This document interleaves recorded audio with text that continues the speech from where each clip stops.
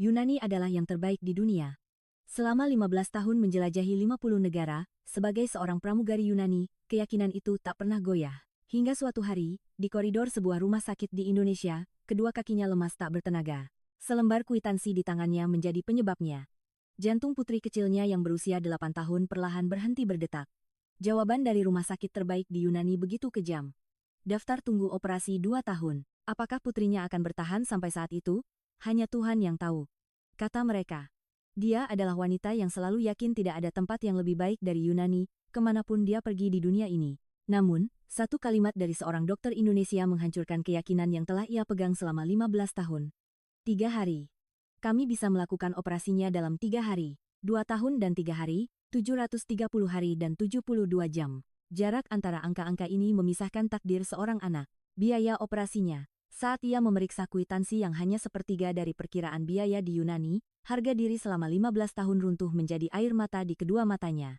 Pramugari yang biasa memandang dunia dari atas langit, yang percaya bahwa ia telah melihat dan mengetahui segalanya.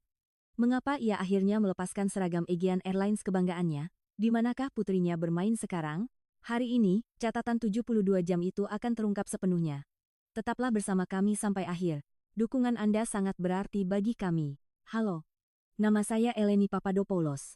Usia saya 35 tahun, lahir dan besar di Athena, Yunani. Selama 15 tahun, saya bekerja sebagai pramugari di Aegean Airlines. Saya telah mengunjungi lebih dari 50 negara. Pencakar langit New York, gurun keemasan Dubai, hingga lampu neon, Tokyo, semuanya pernah saya saksikan dengan mata kepala sendiri. Namun setiap kali pesawat mendarat di Bandara Internasional Athena, pikiran yang sama selalu muncul. Memang, Yunani adalah yang terbaik. Apakah itu sebuah keangkuhan? Tidak, saya percaya itu adalah sebuah fakta yang tak terbantahkan. Yunani adalah negara dengan sejarah peradaban ribuan tahun, tempat lahirnya demokrasi dan filsafat. Sistem medisnya termasuk yang teratas di Eropa, dan tingkat pendidikannya tidak perlu diragukan lagi. Udara bersih di Kepulauan Cyclades, peninggalan sejarah yang megah, dan keamanan yang terjamin. Saya merasa, dilahirkan di negara ini saja sudah seperti memenangkan lotre kehidupan. Saya percaya putri saya, Daphne, juga mewarisi keberuntungan itu. Daphne berusia 8 tahun. Rambut pirang dan mata biru. Tipikal anak Yunani. Saya adalah seorang ibu tunggal. Saya berpisah dengan ayah Daphne saat ia berusia 2 tahun. Alasan perceraian tidaklah penting. Yang penting adalah sejak saat itu, saya membesarkan Daphne seorang diri. Tidak mudah. Jadwal seorang pramugari tidak menentu. Penerbangan dini hari, penerbangan malam, jet lag. Ibu saya banyak membantu. Seringkali saat Daphne berangkat sekolah, saya sedang berada di atas langit New York. Meski begitu, saya melakukan yang terbaik. Saya ingin memberikan yang terbaik untuk Daphne. Saya menyekolahkannya di sebuah sekolah internasional di Athena. Biayanya sekitar 25.000 euro per tahun, jumlah yang cukup besar. Mahal, tapi saya mampu membayarnya. Gaji pramugari Aegean Airlines cukup baik, apalagi dengan pengalaman 15 tahun. Daphne adalah anak yang ceria, populer di sekolah dan nilainya bagus. Terutama di bidang sejarah. Gurunya berkata, Daphne memiliki kemampuan berpikir kritis yang luar biasa. Dalam hati saya berpikir, tentu saja, dia putriku. Namun, sejak musim semi tahun lalu, hal-hal aneh mulai terjadi. Daphne sering merasa lelah. Sepulang sekolah, ia akan langsung tertidur di sofa. Awalnya saya pikir itu hanya karena masa pertumbuhan. Saya juga banyak tidur saat kecil. Tapi kondisinya semakin parah. Saat pelajaran olahraga, ia akan terengah-engah hanya dengan berlari sedikit. Wajahnya pucat dan bibirnya kadang membiru. Suatu hari, telepon datang dari wali kelasnya. Nyonya Eleni, Daphne pingsan di lapangan sekolah hari ini. Sebaiknya Anda membawanya ke rumah sakit untuk diperiksa. Saya sedang dalam penerbangan, dalam perjalanan pulang dari London ke Athena. Hati saya mencelos saat menerima telepon itu di dalam kabin. Begitu mendarat, saya langsung bergegas ke rumah sakit. Hasil pemeriksaan keluar seminggu kemudian. Sistem medis Yunani memang akurat, tapi prosedurnya juga sangat teliti. Selama seminggu itu, saya hampir tidak bisa tidur. Semua jadwal penerbangan saya batalkan. Daphne berkata ia baik-baik saja, mungkin bukan hal yang serius, tapi saya cemas. Mungkin ini firasat seorang ibu. Dokter yang menanganinya di Departemen Kardiologi Anak Rumah Sakit Universitas Athena adalah Profesor Papadakis.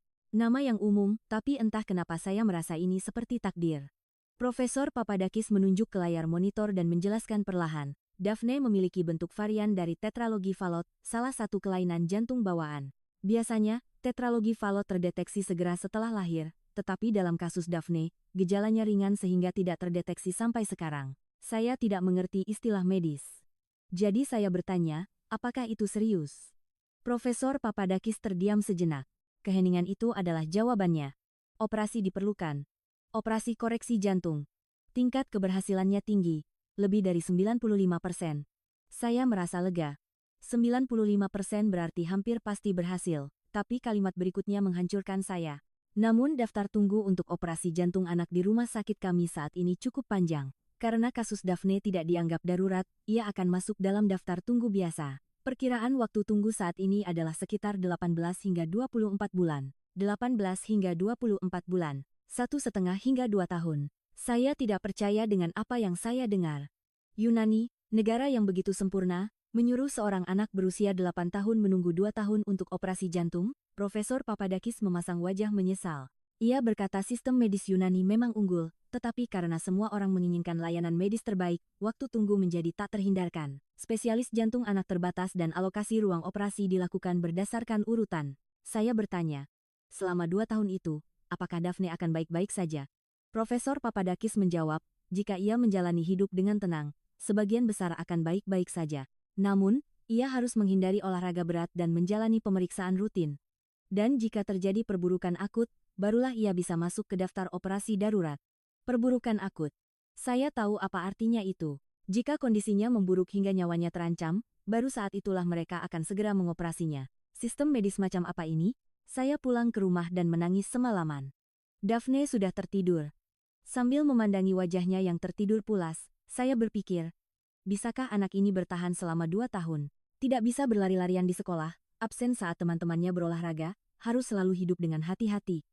Saya selalu percaya pada sistem Yunani. Tidak, saya membabi buta. Pengeluaran biaya kesehatan per kapita di Yunani termasuk yang tertinggi di Eropa. Setiap bulan saya membayar lebih dari 400 euro untuk asuransi kesehatan. Dengan premi semahal itu, mereka menyuruh putri saya menunggu 2 tahun untuk operasi. Saya mencari cara lain. Bagaimana jika ke Jerman, Prancis, atau Austria?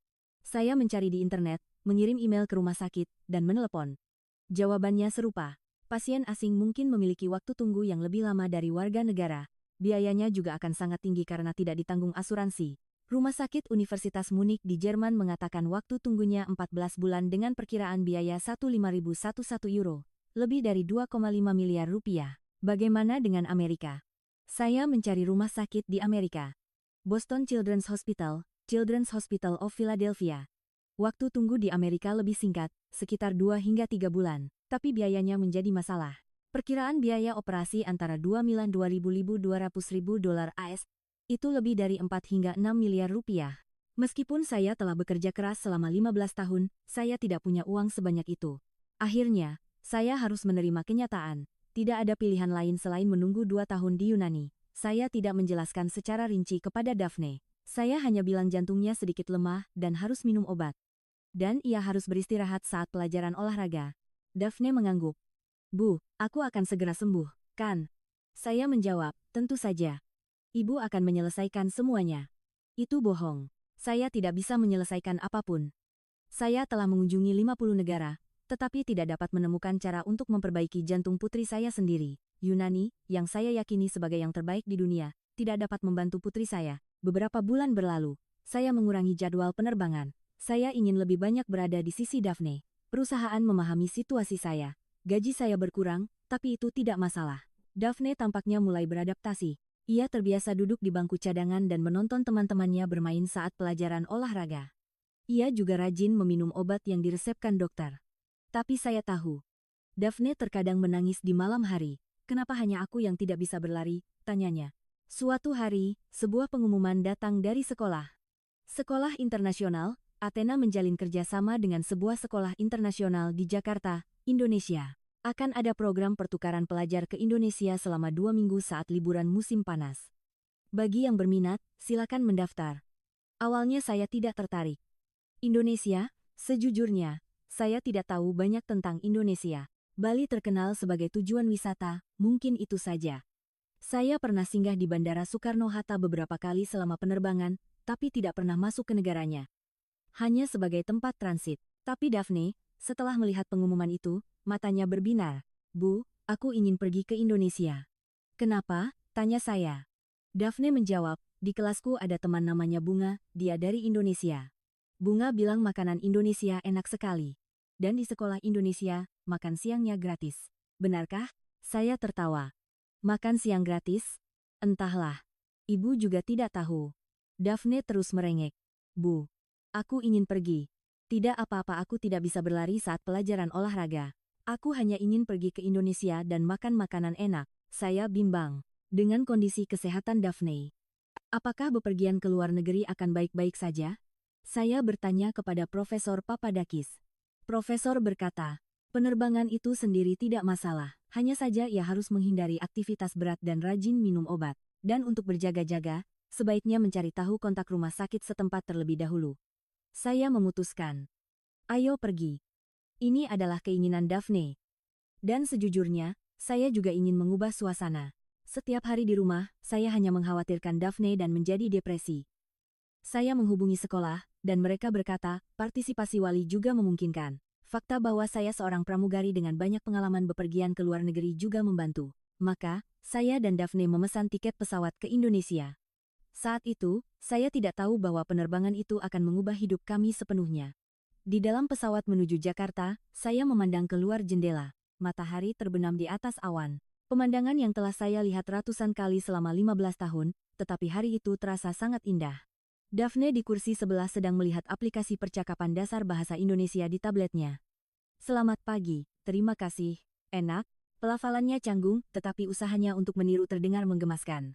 Penerbangan ini adalah salah satu kesempatan langka di mana saya menjadi penumpang, bukan pramugari.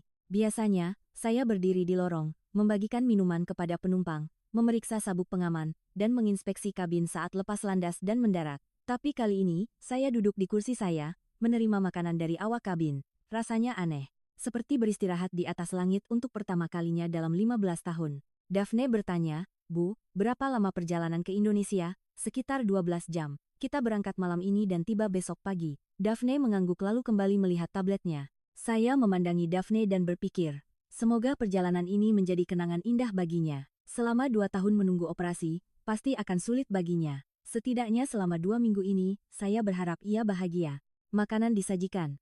Ayam atau pasta? Saya memilih ayam dan Daphne memilih pasta. Daphne mencoba satu suap pasta dan mengerutkan kening. Tidak enak. Daphne mengangguk. Makan siang di sekolah lebih enak. Saya tersenyum. Ya, makanan di pesawat memang seperti itu. Saat itu, seseorang berjalan melewati lorong di sebelah kami. Seorang pria berusia sekitar 60-an, sepertinya orang Indonesia. Ia mengenakan setelan jas dan di lehernya tergantung sesuatu seperti lencana rumah sakit. Tanpa berpikir, saya melirik lencana itu dan membaca tulisannya. Tertulis dalam bahasa Inggris, Rumah Sakit Cipto Mangunkusumo, bedah jantung anak. Jantung saya berdebar. Bedah jantung anak? Tanpa sadar saya menatap pria itu. Pria itu, seolah merasakan tatapan saya, menoleh. Mata kami bertemu. Saya segera menunduk. Saya merasa tidak sopan. Tapi pria itu yang lebih dulu menyapa, dalam bahasa Inggris. Apakah Anda pramugari Aegean Airlines? Saya terkejut. Bagaimana Anda tahu? Pria itu tersenyum. Ada tag Aegean Airlines di tas Anda. Saya juga baru pulang dari konferensi di Athena. Oh, begitu. Saya merasakan sesuatu yang menarik. Terlalu kebetulan untuk disebut kebetulan. Seorang dokter bedah jantung anak duduk tepat di sebelah saya. Pria itu memberikan kartu namanya. Namanya Budi Santoso. Tertulis sebagai Profesor Bedah Jantung Anak di Rumah Sakit Cipto Mangunkusumo. Konferensi? Tanya saya. Ya, konferensi kardiologi anak Eropa diadakan di Athena. Saya menjadi pembicara di sana. Saat itu, saya memutuskan, saya harus bertanya. Ini takdir. Maaf, jika tidak keberatan, bolehkah saya bertanya sesuatu? Profesor Budi mengangguk. Saya berkata dengan hati-hati, putri saya memiliki masalah jantung. Kelainan jantung bawaan, katanya. Bentuk varian dari tetralogi Fallot. Ekspresi Profesor Budi menjadi serius. Oh, begitu. Sudah berapa lama didiagnosis? Sekitar 6 bulan. Didiagnosis di Rumah Sakit Universitas Athena. Lalu, apakah jadwal operasinya sudah ditetapkan? Saya menghela napas. Itulah masalahnya. Daftar tunggunya sangat panjang. Kami harus menunggu 18 hingga 24 bulan. Mata Profesor Budi membelalak. 24 bulan?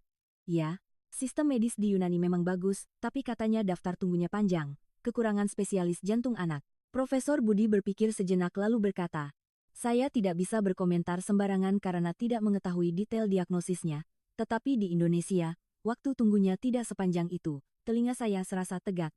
Berapa lama?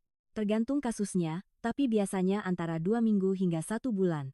Untuk kasus darurat, bisa lebih cepat. 2 minggu hingga 1 bulan. Saya tidak percaya dengan apa yang saya dengar. Yunani 24 bulan, tapi Indonesia 1 bulan? Sejujurnya, saya setengah ragu. Apakah standar medis Indonesia setinggi itu? Lebih baik dari Yunani? Saya telah mengunjungi 50 negara, tetapi belum pernah melihat negara dengan sistem medis yang lebih baik dari Yunani. Profesor Budi, seolah membaca ekspresi saya, tersenyum. Saya mengerti keraguan Anda. Setiap kali saya pergi ke konferensi di luar negeri dan berbicara tentang sistem medis Indonesia, semua orang memberikan reaksi yang sama. Tapi itu benar. Aksesibilitas medis di Indonesia adalah salah satu yang terbaik di dunia. Sistem jaminan kesehatan nasionalnya, BPJS Kesehatan, sangat baik, sehingga waktu tunggu singkat dan biayanya terjangkau. Biayanya juga terjangkau? Ya. Untuk operasi jantung anak. Di Indonesia biayanya sekitar, tergantung kasusnya, tapi mungkin sekitar 100 hingga 300 juta rupiah. Untuk pasien asing yang tidak memiliki asuransi, mungkin sedikit lebih tinggi, tapi tetap jauh lebih murah dibandingkan Yunani atau Amerika. Kepala saya pusing, di Yunani, perkiraan biayanya adalah 5.500 euro, sekitar 850 juta rupiah. Tapi di Indonesia hanya 300 juta rupiah. Tapi kenapa di Indonesia begitu murah? Bukankah itu berarti kualitas medisnya lebih rendah? Profesor Budi tertawa. Tidak, kualitas medisnya termasuk yang terbaik di dunia. Jika Anda melihat statistik OECD, Indonesia berada di peringkat atas dalam hal infrastruktur medis, jumlah tenaga medis, dan teknologi medis. Alasan mengapa biayanya murah adalah karena perbedaan sistem. Di Indonesia, Jaminan Kesehatan Nasional menanggung sebagian besar biaya medis, dan banyak rumah sakit beroperasi untuk tujuan nirlaba. Itulah mengapa biayanya jauh lebih murah daripada rumah sakit di Amerika yang berorientasi pada keuntungan. Saya bingung. Keyakinan yang telah saya pegang selama 15 tahun mulai goyah. Saya percaya Yunani yang terbaik. Sistem medis Yunani nomor 1 di dunia. Tapi sekarang saya diberitahu bahwa Indonesia lebih baik, Profesor Budi berkata dengan hati-hati, saya tidak bisa menyarankannya begitu saja. Saya belum melihat kondisi pasien secara langsung. Tapi jika Anda datang ke Indonesia, bagaimana jika Anda mencoba untuk berkonsultasi? Selain rumah sakit kami, ada banyak pusat jantung anak yang bagus di Jakarta. Rumah sakit jantung harapan kita, RS Siloam, semuanya berstandar dunia. Saya mengangguk. Terima kasih, akan saya pertimbangkan. Sejujurnya, saat itu saya tidak menganggapnya serius. Saya pikir itu hanya seorang dokter yang membanggakan negaranya sendiri. Bukankah semua orang akan mengatakan negara mereka yang terbaik? Sama seperti saya yang selalu percaya Yunani yang terbaik. Pesawat mendarat di Bandara Soekarno-Hatta. Pukul 9 pagi. Bulan Juli di Indonesia panas dan lembab. Sangat berbeda dengan musim panas Yunani yang sejuk. Bus sekolah sudah menunggu di bandara. Para siswa dan orang tua dari Sekolah Internasional Athena naik bersama. Daphne terpukau melihat keluar jendela. Papan nama berbahasa Indonesia, apartemen-apartemen tinggi, jalanan yang lebar, pemandangan yang sama sekali berbeda dari Yunani. Saat memasuki pusat kota Jakarta, saya pun mulai sedikit terkejut. Ternyata lebih bersih dan modern dari yang saya bayangkan. Sejujurnya, saya menganggap Indonesia sebagai negara yang agak terbelakang. Mungkin negara berkembang di Asia. Tentu saya tahu ada perusahaan seperti Gojek atau Indofood, tapi saya pikir tidak akan bisa dibandingkan dengan negara maju seperti Yunani atau Jerman. Tapi Jakarta benar-benar di luar dugaan saya. Gedung-gedung pencakar langit berjejer, jalanan bersih, dan sistem transportasi umumnya tampak lebih efisien daripada di Yunani. Setiap stasiun MRT memiliki eskalator dan lift, wifi, gratis, dan toilet yang bersih. Akomodasi kami adalah sebuah hotel di kawasan Sudirman, Jakarta Selatan, yang telah dipesan oleh sekolah. Setelah check-in dan masuk ke kamar, Daphne berteriak, "Bu, di sini bagus sekali. Kamarnya luas dan bersih." Dari jendela terlihat cakrawala Jakarta. Daphne melompat ke tempat tidur dan berguling-guling. Lalu tiba-tiba ia berhenti. "Bu, aku sedikit lelah." Saya khawatir. Sepertinya karena penerbangan yang panjang, tapi kondisi Daphne selalu membuat saya cemas. "Ya, istirahatlah. Hari ini tidak ada jadwal." Daphne segera tertidur. Saya memandang keluar jendela dan berpikir. Kata-kata Profesor Budi terus terngiang di benak saya. Di Indonesia, operasi bisa dilakukan dalam 2 minggu hingga 1 bulan. Benarkah? Jika itu benar. Saya menggelengkan kepala. Tidak. Itu terlalu bagus untuk menjadi kenyataan. Bagaimana bisa Indonesia lebih baik dari Yunani? Tidak masuk akal. Namun saya tidak membuang kartu nama itu. Saya menyimpannya di dompet untuk berjaga-jaga. Saat itu saya tidak pernah membayangkan bahwa kartu nama itu akan menjadi penyelamat hidup Daphne. Keesokan paginya, program pertukaran pelajar dimulai. Saya dan Daphne mengunjungi sebuah sekolah internasional di Jakarta. Namanya Jakarta Global School, sebuah sekolah yang cukup besar di Jakarta Selatan. Saat memasuki gerbang utama, kesan pertamanya sudah berbeda. Sekolah-sekolah di Yunani kebanyakan adalah bangunan tua dengan suasana klasik. Tapi sekolah ini modern dan rapi, dinding luar dari kaca, lapangan yang luas, dan fasilitas bermain yang canggih. Daphne berkata dengan mata berbinar, "Bu, di sini cantik sekali." Guru yang bertugas memandu kami bernama Ibu Wati, seorang wanita berusia pertengahan 30-an yang fasih berbahasa Inggris. "Selamat datang. Hari ini kalian akan merasakan pengalaman di sekolah kami. Kalian akan mengobservasi kelas dan makan siang bersama kami." Mendengar kata makan siang, telinga Daphne langsung siaga. Mungkin ia teringat apa yang dikatakan Bunga. Pagi harinya adalah observasi kelas. Kami masuk ke kelas 3, seumuran dengan Daphne. Anak-anak Indonesia menatap kami dengan rasa ingin tahu. Guru memperkenalkan kami dalam bahasa Inggris. "Hari ini, kita kedatangan teman dari Yunani yang akan belajar bersama kita." Anak-anak melambaikan tangan. Daphne tersenyum malu-malu dan membalas lambaian tangan mereka. Materi pelajarannya, sejujurnya, tidak jauh berbeda dengan di Yunani. Saya melihat pelajaran matematika dan bahasa Inggris, levelnya pun serupa.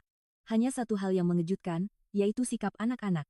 Mereka benar-benar fokus. Anak-anak Yunani juga termasuk yang memiliki konsentrasi baik, tetapi anak-anak Indonesia lebih dari itu. Sepertinya mereka tidak mau ketinggalan satu kata pun dari guru. Lalu tiba waktu makan siang. Kami pindah ke kantin. Sebenarnya saya tidak berharap banyak. Seberapa hebatnya makan siang di sekolah? Makan siang di sekolah internasional Yunani juga cukup baik. Menggunakan bahan-bahan organik, ahli gizi yang merancang menu, dan ada pilihan vegetarian, tentu saja tidak gratis. Satu porsi harganya 10 euro, sekitar 1.740 rupiah. Saat memasuki kantin, pertama-tama ukurannya sangat besar. Ruangan luas yang bisa menampung ratusan orang dengan meja-meja bersih berjejer. Lalu kami pergi ke konter makanan, dan saat itu saya tertegun. Ini makan siang sekolah. Di konter makanan, tersaji berbagai macam hidangan.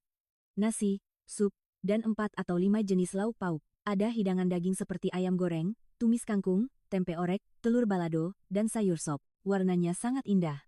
Terlihat seperti makanan restoran. Daphne berbisik, "Bu, ini benar-benar makanan sekolah?" "Ya, sepertinya begitu." Kami mengantre dan menerima makanan. Bukan mengambil sendiri, tetapi seorang ibu kantin yang mengambilkan porsi yang pas untuk kami. Beliau bahkan bertanya tentang porsi nasi. "Mau sedikit, atau porsi biasa?" Saya minta porsi biasa. Nasi diletakkan di piring, lalu lauk pauk satu persatu ditambahkan di atasnya. Terakhir, sup. Piring itu penuh. Kami duduk dan mencoba makanannya. Gigitan pertama membuat saya terkejut. Enak, benar-benar enak. Ayam gorengnya renyah dan gurih, tumis kangkungnya segar. Telur baladonya sedikit pedas. Tapi Daphne setelah mencoba satu gigit, berkata tidak apa-apa. "Bu, ini lebih enak dari sekolah di Yunani." Saya harus mengakuinya. Sejujurnya, dari segi rasa, ini lebih baik dari makan siang di Yunani. Dan yang lebih mengejutkan adalah harganya. Saya bertanya kepada Ibu Wati. "Apakah siswa membayar untuk makan siang ini?" Ibu Wati tersenyum dan menjawab, "Tidak. Ini program makan siang gratis. Untuk sekolah dasar, sepenuhnya gratis. Pemerintah pusat dan pemerintah daerah yang mendanainya." "Sepenuhnya gratis, ya?" "Nasi, lauk pauk, sup, semuanya. Dan setiap hari juga ada susu." Saya kehilangan kata-kata. Di Yunani saya membayar 10 euro untuk satu kali makan, tapi di Indonesia gratis, dan makanannya begitu melimpah dan lezat. Ibu Wati menambahkan, makan siang sekolah di Indonesia memiliki ahli gizi sendiri yang merancang menu setiap hari. Memasaknya juga dilakukan langsung di dapur sekolah. Bukan dari catering luar, tapi dibuat setiap pagi dengan bahan-bahan segar. Saya melihat sekeliling. Anak-anak Indonesia makan dengan santai, seolah ini adalah hal yang biasa. Raut wajah mereka menunjukkan bahwa ini adalah hal yang wajar. Saya iri melihat pemandangan itu. Di Yunani, banyak anak yang membawa bekal dari rumah karena biaya makan siang yang terlalu mahal. Daphne selesai makan dan berkata, "Bu, aku ingin sekolah di sini." Saya tertawa. "Oh ya. Kenapa?" "Karena makan siangnya enak. Dan anak-anaknya juga ramah." Setelah makan siang, kami melihat-lihat lapangan. Anak-anak sedang bermain sepak bola, lompat tali, kejar-kejaran. Daphne memandangi mereka dengan tatapan iri. Hati saya sakit. Daphne pasti ingin berlari-larian seperti itu, tapi tidak bisa karena jantungnya. Tiba-tiba, Daphne terhuyung. Wajahnya memucat dan ia mulai berkeringat. Daphne, kamu tidak apa-apa? Daphne berkata dengan suara pelan, Bu, kepalaku sedikit pusing. Saya menopang Daphne dan mendudukkannya di bangku. Saya memeriksa denyut nadinya, tidak teratur. Gejala seperti ini pernah beberapa kali terjadi di Yunani. Gejala yang muncul saat jantungnya terbebani. Ibu Wati berlari menghampiri. Anda tidak apa-apa. Apakah dia sakit? Saya menjelaskan, putri saya memiliki masalah jantung. Dia perlu istirahat sekarang. Kita ke UKS. Ada guru UKS di sana. Saya mengangguk. Saya menopang Daphne ke unit kesehatan sekolah, UKS. UKS-nya juga bersih dan peralatannya lengkap. Guru UKS membaringkan Daphne di tempat tidur dan memeriksa kondisinya. Mengukur tekanan darah, saturasi oksigen, suhu tubuh. Denyut nadinya sedikit cepat, tapi tidak pada level yang berbahaya. Dia akan membaik setelah beristirahat sebentar. Saya merasa lega, tapi di satu sisi hati saya cemas. Sepertinya Daphne semakin sering mengalami ini. Lebih sering daripada di Yunani. Sementara Daphne beristirahat di UKS, saya memandang keluar jendela. Saya melihat anak-anak Indonesia berlarian di lapangan. Anak-anak itu sehat dan bisa berlari sesuka hati, sementara Daphne harus duduk di bangku dan hanya bisa menonton. Saat itu, kata-kata Profesor Budi yang saya temui di pesawat kembali terngiang. Di Indonesia, operasi bisa dilakukan dalam 2 minggu hingga 1 bulan. Jika itu benar, jika saya bisa mengoperasi Daphne di Indonesia. Saya menggelengkan kepala. Tidak. Kita ini turis. Tidak punya visa medis, tidak punya asuransi, dan sudah didiagnosis di Yunani. Jika harus memulai dari awal lagi dengan pemeriksaan dan diagnosis di negara lain, akan memakan lebih banyak waktu dan uang. Namun, secercah harapan mulai tumbuh di sudut hati saya. Sambil memandangi Daphne, saya berpikir, bisakah anak ini bertahan selama 2 tahun? Dia semakin sering pingsan. Jika terjadi sesuatu pada Daphne saat menunggu 2 tahun di Yunani, memikirkan itu saja membuat saya sesak napas. Tidak, itu tidak boleh terjadi. Daphne membuka matanya. Bu, aku baik-baik saja. Boleh aku keluar lagi? Saya mengelus kening Daphne dan berkata, istirahat sebentar lagi, tidak perlu terburu-buru. Daphne kembali memejamkan matanya, saya memegang tangannya, tangan kecil yang hangat. Aku harus melindungi anak ini, bagaimanapun caranya. Sebuah poster di dinding UKS menarik perhatian saya. Tertulis dalam bahasa Indonesia dan Inggris. Kesehatan adalah kekayaan yang paling berharga. Kesehatan adalah kekayaan yang paling berharga. Benar sekali. Selama ini saya menganggapnya remeh. Saya pikir Daphne sehat, tapi ternyata tidak. Jantung Daphne seperti bom waktu yang bisa berhenti kapan saja. Saya memutuskan. Setidaknya, mari kita cari tahu. Setidaknya, mari kita berkonsultasi di Rumah Sakit Indonesia. Siapa tahu, jika benar-benar bisa dioperasi dalam 2 minggu, jika benar-benar biayanya terjangkau. Malam itu, setelah kembali ke hotel, saya mengeluarkan kartu nama dari dompet. Profesor Budi Santoso, Rumah Sakit Cipto Mangunkusumo, bedah jantung anak. Tangan saya gemetar, haruskah aku menelepon atau tidak? Jika saya berkonsultasi serius lalu akhirnya diberitahu tidak bisa, saya akan lebih kecewa. Tapi demi Daphne, saya harus mencobanya. Saya mengangkat telepon. Saya menelepon Profesor Budi Santoso sekitar pukul 7 malam. Dengan tangan gemetar, saya menekan nomornya. Setelah 3 kali dering, suara yang familiar terdengar.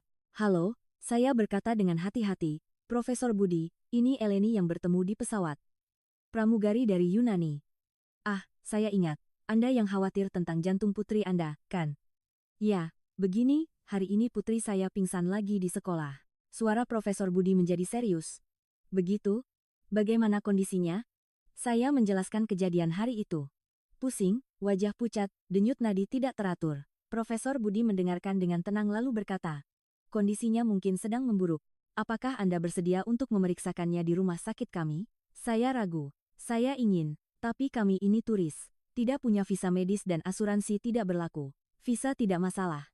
Indonesia sedang gencar mempromosikan wisata medis, jadi Anda bisa mendapatkan layanan medis dengan visa turis. Asuransi memang tidak berlaku, tapi biaya medis di Indonesia sendiri terjangkau, jadi jauh lebih baik daripada di Yunani atau Amerika. Benarkah? Ya. Bagaimana jika besok Anda datang ke rumah sakit? Saya akan mengatur jadwal pemeriksaannya. Saya memutuskan, ya. Saya akan datang. Keesokan paginya, saya menjelaskan situasinya kepada penanggung jawab program pertukaran pelajar dan izin untuk tidak mengikuti jadwal hari itu. Saya membawa Daphne dengan taksi ke rumah sakit Cipto Mangunkusumo. Kesan pertama saat tiba di rumah sakit adalah kebersihannya.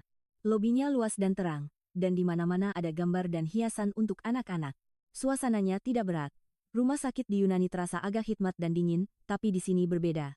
Terasa ramah dan hangat. Profesor Budi menyambut kami di lobi. Anda datang dari jauh, pasti lelah. Mari kita lakukan pemeriksaan terlebih dahulu. Pemeriksaan berjalan lebih cepat dari yang saya duga. EKG, ekokardiogram, tes darah. Di Yunani, hanya untuk membuat janji dan menunggu pemeriksaan seperti ini saja memakan waktu beberapa minggu. Tapi di sini, semuanya dilakukan pada hari yang sama. Selama pemeriksaan, Daphne ternyata terlihat nyaman. Di rumah sakit Yunani, ia selalu tegang.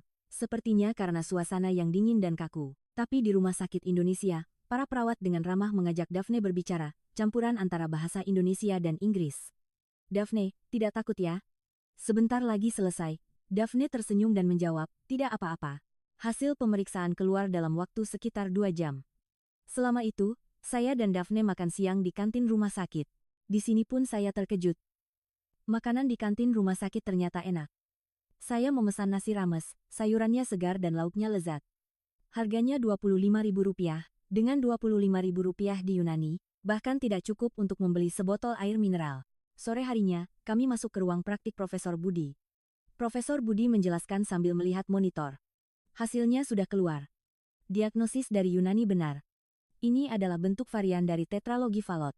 Hanya saja, kondisinya terlihat sedikit lebih parah dibandingkan catatan medis dari Yunani. Jantung saya mencelos. Lebih parah? Ya. Sepertinya gejalanya memburuk dalam 6 bulan terakhir. Dengan kondisi saat ini, sebaiknya operasi dilakukan sesegera mungkin.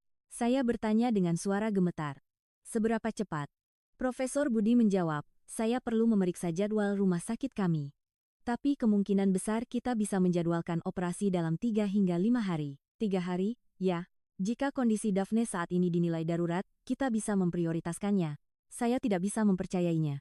Di Yunani saya disuruh menunggu 2 tahun, tapi di Indonesia operasi bisa dilakukan dalam 3 hari? Apakah ini masuk akal? Saya bertanya. Bagaimana dengan tingkat keberhasilan operasinya? Profesor Budi menjawab. Berdasarkan standar rumah sakit kami, tingkat keberhasilan untuk jenis operasi ini lebih dari 98%. Tentu saja, tergantung pada kondisi individu, tapi dalam kasus Daphne, kondisi kesehatannya secara keseluruhan baik, jadi prognosisnya diperkirakan akan bagus. 98%? Ya. Bedah jantung anak di Indonesia, termasuk yang terbaik di dunia. Dalam statistik OECD terbaru, tingkat keberhasilan dan kelangsungan hidup pasca operasi penyakit jantung di Indonesia menempati peringkat atas. Saya masih setengah ragu. Karena semua yang saya dengar terlalu bagus, saya menjadi curiga. Jadi saya bertanya secara langsung. Profesor, tolong beritahu saya sejujurnya. Mengapa waktu tunggu di Indonesia lebih singkat dari Yunani? Apakah karena dokternya lebih banyak? Atau pasiennya lebih sedikit? Profesor Budi berpikir sejenak lalu menjawab, ada beberapa alasan. Pertama, rasio dokter terhadap populasi di Indonesia cukup tinggi, terutama untuk bidang spesialis seperti jantung anak. Rumah sakit universitas berinvestasi besar-besaran, sehingga sumber daya manusianya melimpah. Kedua, sistem medis Indonesia mengutamakan efisiensi. Proses dari pendaftaran, pemeriksaan, diagnosis, hingga operasi dirancang untuk berjalan cepat. Ketiga, struktur biayanya berbeda. Karena biaya medis di Indonesia rendah, pasien dapat dengan mudah datang ke rumah sakit, dan rumah sakit pun dapat menerima banyak pasien. Jika waktu tunggu terlalu lama, pasien akan pindah ke rumah sakit lain, jadi rumah sakit juga berusaha untuk mengurangi waktu tunggu. Saya mulai mengerti. Perbedaan sistem. Bukan berarti Yunani buruk, tetapi Indonesia secara khusus efisien. Dan saya mengajukan pertanyaan yang paling menentukan. Berapa biayanya? Profesor Budi menjawab. Untuk jumlah pastinya, Anda harus menanyakannya ke bagian administrasi, tetapi perkiraan untuk pasien asing adalah sekitar 200 hingga 300 juta rupiah, termasuk biaya operasi, rawat inap, dan pemeriksaan. 200 hingga 300 juta rupiah. Saya menghitungnya. Perkiraan biaya di Yunani adalah 500 mila 1 euro, sekitar 850 juta rupiah. Tapi di Indonesia hanya 300 juta rupiah. Dan bagaimana dengan Amerika? Rumah sakit anak Boston di Amerika mengatakan biayanya antara 25.000 dolar as Amasa. Profesor Budi mengangguk. Amerika adalah negara dengan biaya medis termahal di dunia. Operasi yang sama bisa 10 kali lebih mahal di Amerika dibandingkan di Indonesia. Saya bingung. Kenapa tidak ada yang tahu tentang ini? Kenapa selama 15 tahun berkeliling 50 negara, saya belum pernah mendengar tentang medis Indonesia? Profesor Budi tersenyum dan berkata, sudah mulai dikenal. Dalam beberapa tahun terakhir, wisata medis Indonesia berkembang pesat. Banyak yang datang dari Timur Tengah, Rusia, dan Tiongkok. Dari Eropa dan Amerika juga semakin meningkat, terutama untuk bidang seperti pengobatan kanker, bedah jantung, dan bedah plastik. Saya harus memutuskan, apakah saya akan membawa Daphne kembali ke Yunani dan menunggu 2 tahun, atau menjalani operasi di sini. Pilihannya jelas. Profesor, saya mau operasi. Tolong operasi Daphne. Profesor Budi mengangguk. Baik, besok kita lakukan pemeriksaan pra-operasi yang lebih detail, dan lusa kita jadwalkan operasinya. Barulah saat itu air mata saya tumpah. Momen yang telah saya tunggu dengan sesak napas selama 6 bulan berakhir seperti ini. Di Indonesia. Di tempat yang tidak pernah saya duga. Daphne memegang tangan saya. Bu, kenapa menangis? Saya tersenyum dan menjawab, karena ibu bahagia. Daphne akan sembuh total. Mata Daphne berbinar. Benarkah? Kalau begitu, aku bisa berlari juga, ya. Kamu bisa berlari sepuasnya. Daphne tersenyum lebar. Melihat senyum itu, saya yakin bahwa datang ke Indonesia adalah takdir. 2 hari sebelum operasi, kami pindah dari hotel ke sebuah guest house di dekat rumah sakit, jaraknya hanya 10 menit. Itu adalah penginapan untuk keluarga pasien asing, harganya terjangkau dan fasilitasnya bersih. Sekitar Rp300.000 per malam. Di guest house itu, selain saya, ada orang-orang dari berbagai negara. Sepasang suami istri dari Rusia, seorang nenek dan cucunya dari Tiongkok, dan sebuah keluarga dari Kazakhstan. Semuanya datang ke Indonesia untuk mendapatkan layanan medis. Saya berbicara dengan pasangan dari Rusia. Suaminya bernama Alexei dan istrinya bernama Natalia. Putra mereka didiagnosis menderita leukemia dan pengobatannya sulit di Rusia, jadi mereka datang ke Indonesia. Alexei berkata, di Rusia, waktu tunggunya 6 bulan. Tapi kondisi putra kami mendesak. Kami menemukan rumah sakit Indonesia di internet, dan mereka bilang bisa memulai pengobatan dalam 2 minggu, jadi kami langsung datang. Bagaimana hasil pengobatannya? Alexei tersenyum. Bagus. Putra saya sudah jauh lebih baik. Dokter-dokter Indonesia benar-benar hebat. Natalia menambahkan, biayanya juga lebih murah dari perkiraan kami di Rusia. Dan dokternya sangat ramah. Setiap hari mereka menjelaskan kondisi, dan jika kami bertanya, mereka menjawab dengan detail. Mendengar itu, saya merasa tenang. Sistem medis Indonesia memang benar-benar bagus. Pilihan saya tepat. Malam sebelum operasi, saya tidak bisa tidur. Daphne tertidur dengan damai di samping saya. Saya memandangi wajah Daphne dan berdoa, semoga operasinya berhasil. Tolong selamatkan Daphne. Saya menelepon ibu saya di Yunani. Ibu saya khawatir. Kamu mau operasi di Indonesia, apa tidak apa-apa? Bukankah rumah sakit di Yunani lebih aman? Saya menjelaskan, Bu, di Yunani harus menunggu 2 tahun. Aku tidak tahu apakah Daphne bisa bertahan sampai saat itu. Di Indonesia, operasinya dilakukan dalam 3 hari. Tingkat keberhasilannya juga 98%. Ibu saya menghela napas, jika itu keputusanmu, ibu percaya padamu. Jaga Daphne baik-baik. Saya pun menangis, ya, Bu, aku pasti akan membawa Daphne pulang dengan sehat. Pagi hari di hari operasi, kami tiba di rumah sakit. Profesor Budi memberikan penjelasan terakhir. Operasi diperkirakan akan berlangsung sekitar 4 hingga 5 jam. Kami akan membuka jantungnya, memperbaiki bagian yang cacat, dan membuat aliran darah menjadi normal. Setelah sadar dari bius, ia akan diobservasi di ruang ICU selama 1 atau 2 hari, dan jika kondisinya stabil, akan dipindahkan ke ruang perawatan biasa. Saya bertanya dengan suara gemetar, apakah ada risikonya? Profesor Budi menjawab, setiap operasi memiliki risiko. Tapi tim kami telah berhasil melakukan ratusan operasi serupa. Kami akan melakukan yang terbaik. Daphne berganti pakaian dengan baju operasi. Mengenakan gaun rumah sakit yang kecil, ia terlihat sangat mungil. Saya memeluk Daphne. Daphne, kamu hanya akan tidur sebentar, dan saat bangun nanti, semuanya sudah selesai. Jangan khawatir. Daphne mengangguk. Bu, aku tidak takut. Kata-kata itu menusuk hati saya. Seorang anak berusia 8 tahun akan menjalani operasi jantung dan mengatakan tidak takut, sementara saya takut setengah mati. Daphne masuk ke ruang operasi. Saat pintu tertutup, kaki saya lemas dan saya terduduk di kursi koridor. Penantian dimulai. 1 jam. 2 jam, 3 jam. Terasa sangat lambat. Duduk di koridor, saya tidak bisa melakukan apa-apa. Saya mencoba minum kopi, tapi tangan saya gemetar sehingga tidak bisa memegang cangkir. Saat jam keempat, seorang perawat keluar.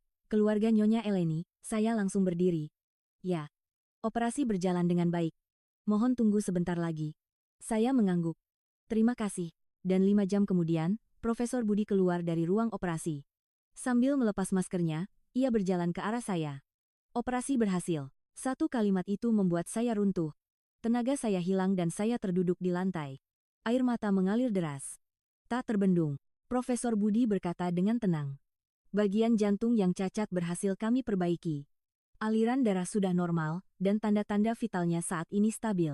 Kami akan mengobservasinya di ICU selama 1 atau 2 hari, dan jika tidak ada masalah, akan kami pindahkan ke ruang perawatan biasa. Saya tidak bisa berkata-kata. Saya hanya menangis, mimpi buruk selama 6 bulan telah berakhir.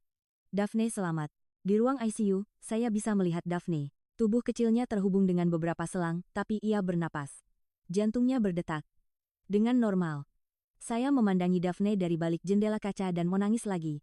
Saya berterima kasih kepada Profesor Budi, kepada rumah sakit ini, kepada Indonesia. Selama 15 tahun berkeliling 50 negara, saya selalu percaya Yunani yang terbaik. Tapi hari itu, di koridor Rumah Sakit Indonesia, saya menyadari bahwa keyakinan saya salah. Ada begitu banyak hal di dunia ini yang tidak saya ketahui. Daphne pulih lebih cepat dari yang diperkirakan. Setelah semalam di ICU, keesokan harinya ia dipindahkan ke ruang perawatan biasa. Tim medis terkejut karena tanda-tanda vitalnya begitu stabil. Saat pertama kali melihat Daphne di ruang perawatan biasa, saya menangis lagi. Daphne membuka matanya, menatap saya, dan tersenyum. Bu, aku lapar. Kata-kata itu membuat saya tertawa. Lapar? Sehari setelah operasi dan sudah merasa lapar? Daphne benar-benar anak yang kuat. Makanan rumah sakit disajikan. Bubur dan beberapa lauk pauk, Daphne menghabiskannya. Katanya enak. Saya juga ikut makan di sampingnya, dan memang benar-benar enak. Makanan rumah sakit bisa seenak ini. Seorang perawat masuk dan memeriksa kondisi Daphne. Ia mengatakan sesuatu dalam bahasa Indonesia, lalu menerjemahkannya ke dalam bahasa Inggris untuk saya. Kondisi Daphne sangat baik. Kalau begini terus, mungkin bisa pulang dalam seminggu. Seminggu? Ya, pemulihannya cepat. Saya mengucapkan terima kasih. Perawat itu tersenyum dan menjawab, seharusnya kami yang berterima kasih. Anda sudah datang dari jauh. Kata-kata itu menyentuh hati saya. Orang Indonesia benar-benar ramah. Dokter, perawat, staf rumah sakit, semuanya memperlakukan Daphne seperti keluarga mereka sendiri. Selama dirawat, kami terus makan makanan rumah sakit dan menunya berbeda setiap hari. Suatu hari sop buntut dengan sayuran, hari lain ikan bakar dengan sambal. Makanan Indonesia memiliki rasa yang sama sekali berbeda dari Yunani. Tapi saya dan Daphne cepat beradaptasi. Terutama, kami jadi suka sambal. Awalnya pedas dan tidak tahan, tapi lama-kelamaan jadi ketagihan. Daphne berkata, Bu, kalau kita pulang ke Yunani, belikan sambal ya. Saya tertawa, baiklah. Akan ibu belikan. Hari ketiga rawat inap, Daphne sudah bisa duduk di tempat tidur. Sambil memandang keluar jendela, ia berkata, Bu, aku ingin keluar.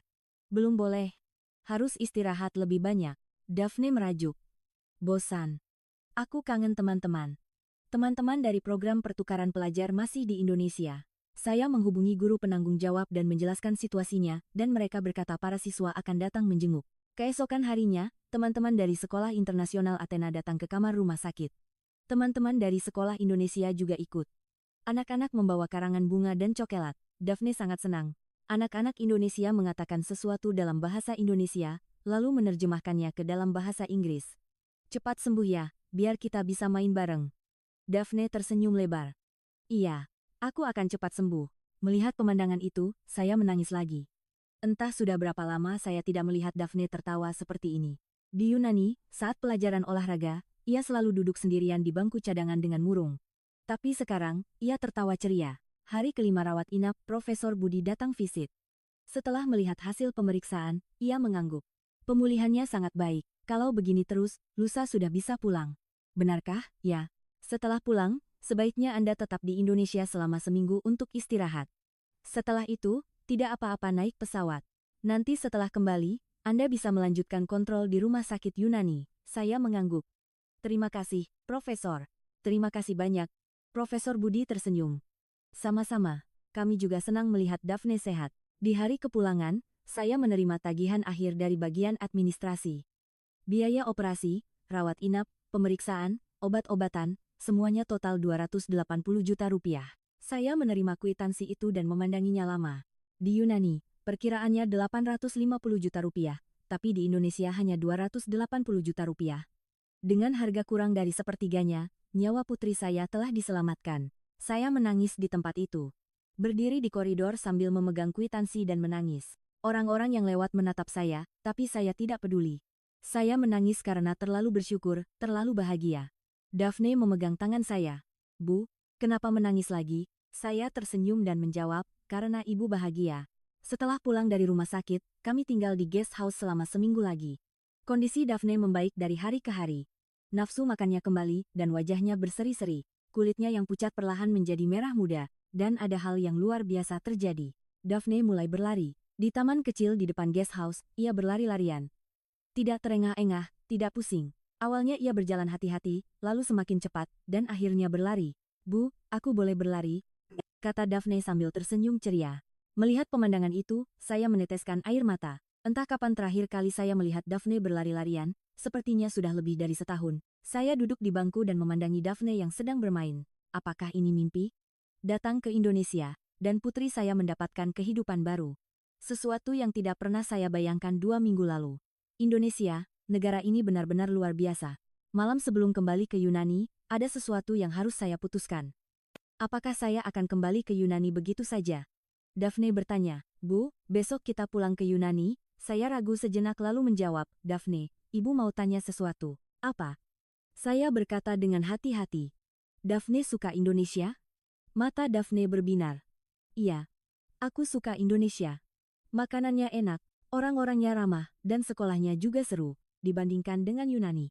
Daphne berpikir sejenak lalu menjawab, Yunani juga bagus. Tapi Indonesia juga bagus. Semuanya bagus. Saya tersenyum. Kalau misalnya, kita tinggal di Indonesia, bagaimana? Mata Daphne membelalak. Benarkah? Kita tinggal di Indonesia? Belum pasti. Ibu hanya sedang berpikir. Daphne berkata dengan antusias, Aku mau sekolah di Indonesia. Makan siangnya enak. Saya tertawa. Iya, makan siangnya memang enak. Sebenarnya, saya sudah memikirkannya selama beberapa hari. Setelah kembali ke Yunani, apa yang akan aku lakukan? Terus bekerja sebagai pramugari sambil membesarkan Daphne, itu adalah hal yang sudah saya lakukan selama ini. Tapi pengalaman di Indonesia telah mengubah saya. Sistem medis Indonesia, makan siang sekolah, keramahan orang-orangnya. Semua ini berbeda dari apa yang saya anggap wajar di Yunani. Lebih efisien, lebih terjangkau, dan lebih manusiawi. Saya mencari di internet. Cara orang asing bekerja di Indonesia, jenis visa, syarat kerja, syarat tinggal, rumit. Tapi bukan tidak mungkin. Lalu sebuah ide muncul. Garuda Indonesia. Saya adalah seorang pramugari dengan pengalaman 15 tahun. Saya punya pengalaman mengelola tim multinasional di Aegean Airlines, dan saya menguasai 4 bahasa, Inggris, Jerman, Prancis, dan Italia. Jika Garuda Indonesia merekrut pramugari asing, bukankah saya bisa mencobanya? Saya mencari dan ternyata Garuda Indonesia memang merekrut pramugari asing. Kebanyakan dari negara-negara Asia Tenggara, Tiongkok, dan Jepang, tetapi katanya ada juga yang dari Eropa. Saya memutuskan untuk menyiapkan CV. Di dalam pesawat kembali ke Yunani, saya membuat rencana. Pertama, kontrol kondisi Daphne di Yunani, dan setelah ia benar-benar pulih, mari kita siapkan kepindahan ke Indonesia. Mungkin akan memakan waktu sekitar 6 bulan, tapi patut dicoba. Saat tiba di Yunani, ibu saya menjemput di bandara. Melihat Daphne, ia menangis. Aku belum pernah melihat Daphne sesehat ini. Saya pun menangis. Ya, Bu. Keajaiban terjadi di Indonesia. Kami melakukan pemeriksaan kontrol di Rumah Sakit Universitas Athena. Profesor Papadakis melihat hasil pemeriksaan dan terkejut. Anda dioperasi di Indonesia, ya? Di Rumah Sakit Cipto Mangunkusumo. Profesor Papadakis mengangguk. Operasinya sangat berhasil. Diperbaiki dengan sangat rapi. Perkembangannya juga sangat baik. Saya bertanya, Profesor, tolong beritahu saya sejujurnya. Seberapa bagus kualitas medis di Indonesia? Profesor Papadakis berpikir sejenak lalu menjawab, termasuk yang terbaik di dunia. Terutama di bidang bedah jantung, pengobatan kanker, dan transplantasi, mereka setara atau bahkan lebih unggul dari Amerika atau Eropa. Fakta bahwa Indonesia berkembang pesat di bidang medis sudah diketahui di kalangan medis. Lalu kenapa saya tidak tahu? Kenapa Anda menyuruh saya menunggu 2 tahun tanpa memberitahu tentang pilihan di Indonesia? Profesor Papadakis menunjukkan ekspresi sedikit menyesal. Sulit bagi kami untuk merekomendasikan rumah sakit di negara lain. Ada masalah hukum dan masalah tanggung jawab. Kecuali jika pasien mencarinya sendiri. Saya mengerti. Keterbatasan sistem. Tapi karena keterbatasan itu, Daphne hampir menunggu selama 2 tahun. Jika saya tidak kebetulan bertemu Profesor Budi, saya memutuskan, ayo kita ke Indonesia. Mari kita ciptakan lingkungan yang lebih baik untuk Daphne. Selama 6 bulan berikutnya, saya bersiap-siap. Saya mengirimkan CV ke Garuda Indonesia dan menjalani wawancara video. Karena pengalaman saya yang baik, saya lolos. wawancara terakhir akan dilakukan secara langsung di Jakarta. Saya kembali ke Indonesia, kali ini untuk wawancara. Saya menjalani wawancara di kantor pusat Garuda Indonesia, dan suasananya baik. Para pewawancara tertarik dengan pengalaman dan kemampuan bahasa saya. Saya ingat pertanyaan terakhir. Mengapa Anda ingin meninggalkan Aegean Airlines dan bergabung dengan Garuda Indonesia? Saya menjawab dengan jujur. Putri saya mendapatkan kehidupan baru di Indonesia. Dokter-dokter Indonesia telah menyelamatkan putri saya. Saya ingin tinggal di negara itu, di tempat di mana putri saya bisa tumbuh dengan sehat. Ekspresi para pewawancara melembut. Seminggu kemudian, saya menerima pemberitahuan kelulusan. Saya kembali ke Yunani dan membereskan rumah. Saya berkata kepada ibu saya, "Bu, aku akan pindah ke Indonesia." Ibu saya terkejut. "Ke Indonesia? Sungguh?" "Ya, aku diterima bekerja di Garuda Indonesia. Daphne juga akan sekolah di sekolah internasional di sana." Ibu saya terdiam lama, lalu berkata, "Jika kamu bahagia, ibu akan mendukungmu." Daphne juga kelihatannya senang.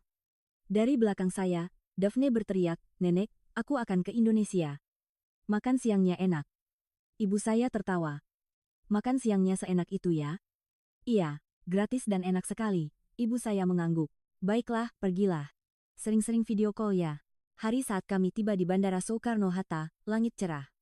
Musim gugur di Indonesia benar-benar indah. Keindahan yang lembut dan hangat, berbeda dengan pegunungan Alpen di Yunani. Saya dan Daphne menyewa sebuah apartemen kecil di Jakarta Selatan. Dengan bantuan akomodasi dari Garuda Indonesia, beban biayanya tidak terlalu berat. Daphne masuk ke sekolah internasional di dekat situ. Sekolah yang sama yang kami kunjungi saat program pertukaran pelajar. Di hari pertama sekolah, Daphne berkata dengan suara gemetar, "Bu, apakah teman-teman masih mengingatku?" "Tentu saja. Mereka bahkan menjengukmu saat kamu di rumah sakit." Saya menurunkannya di depan sekolah, dan seorang anak Indonesia berlari menghampiri. Melihat Daphne, ia tersenyum ceria dan melambaikan tangan. "Daphne, hai." Daphne pun tersenyum dan melambaikan tangan, "Hai." Melihat pemandangan itu, saya menangis. Daphne menyapa temannya dan masuk ke gerbang sekolah bersama. Pemandangan yang biasa saja, tapi bagi saya itu adalah sebuah keajaiban. Sepulang sekolah, Daphne berkata dengan antusias, "Bu, hari ini aku berlari saat pelajaran olahraga." "Benarkah?" "Iya. Aku main sepak bola, aku juga menendang bola." Saya memeluk Daphne. "Hebat, Daphne." Daphne terus bercerita. "Dan aku makan siang. Hari ini menunya rendang. Enak sekali." Saya tersenyum. "Enak ya. Syukurlah." Saya juga mulai bekerja di Garuda Indonesia. Awalnya tidak mudah beradaptasi. Karena saya hampir tidak bisa berbahasa Indonesia. Tapi rekan-rekan kerja banyak membantu. Perlahan-lahan saya mulai belajar bahasa Indonesia. Beberapa bulan berlalu, saya dan Daphne beradaptasi dengan kehidupan di Indonesia. Daphne belajar bahasa Indonesia dengan cepat. Anak-anak memang cepat belajar bahasa, melihatnya berbicara dengan teman-temannya dalam bahasa Indonesia di sekolah terasa menakjubkan. Saya bepergian ke berbagai negara selama penerbangan, dulu saya mengenakan seragam Aegean Airlines, sekarang seragam Garuda Indonesia. Rekan-rekan kerja bilang seragam biru itu cocok untuk saya. Kadang-kadang saat terbang, saya pergi ke Yunani. Setiap kali mendarat di Bandara Athena, kenangan lama muncul. Dulu aku lahir dan besar di sini, sekarang aku datang sebagai tamu. Setiap kali bertemu ibu saya, ia selalu bertanya, "Bagaimana kehidupan di Indonesia?" Saya menjawab, "Baik, Bu. Sangat baik." "Bagaimana dengan Daphne?" "Daphne juga bahagia. Dia suka sekolahnya, punya banyak teman." Ibu saya tersenyum. "Syukurlah. Jika kamu bahagia, ibu juga bahagia." 1 tahun berlalu, dan kami melakukan pemeriksaan rutin untuk Daphne. Di Rumah Sakit Cipto Mangunkusumo, Profesor Budi melihat hasil pemeriksaan dan berkata, "Sempurna. Fungsi jantungnya normal. Sekarang ia bisa hidup seperti anak-anak lainnya." Saya menangis lagi.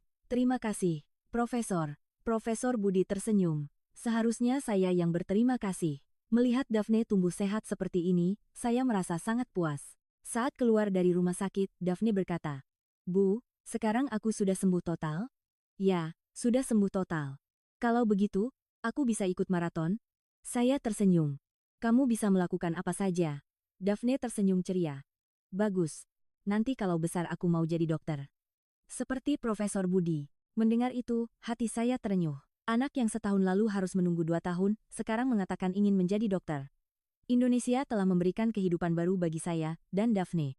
Negara yang tidak pernah saya ketahui selama 15 tahun berkeliling 50 negara. Negara yang saya kenal karena kebetulan bertemu seorang dokter di pesawat. Dan sekarang, menjadi rumah bagi saya. Saya bahagia saat ini. Di bawah langit Jakarta, mengenakan seragam Garuda Indonesia, hidup bersama putri saya yang sehat. Apalagi yang bisa saya harapkan, kadang-kadang saya berpikir, jika hari itu di pesawat saya tidak bertemu Profesor Budi, jika Daphne tidak ingin ikut studi tur ke Indonesia, saya percaya ini takdir. Pertemuan saya dan Daphne dengan Indonesia adalah takdir. Dan satu hal lagi, saya tidak lagi berpikir Yunani adalah yang terbaik. Saya menyadari bahwa ada banyak negara hebat di dunia yang tidak saya ketahui. Seperti halnya Indonesia. Daphne pulang dari sekolah dan berkata, "Bu, hari ini makan siangnya ayam balado. Enak sekali." Saya tersenyum dan menjawab, "Oh ya, syukurlah." Di luar jendela, terlihat senja di Jakarta. Cahaya kemerahan mewarnai langit. Indah sekali. Saya bergumam pelan. Terima kasih, Indonesia. Ini adalah kisah Eleni, seorang pramugari Yunani, dan putrinya Daphne.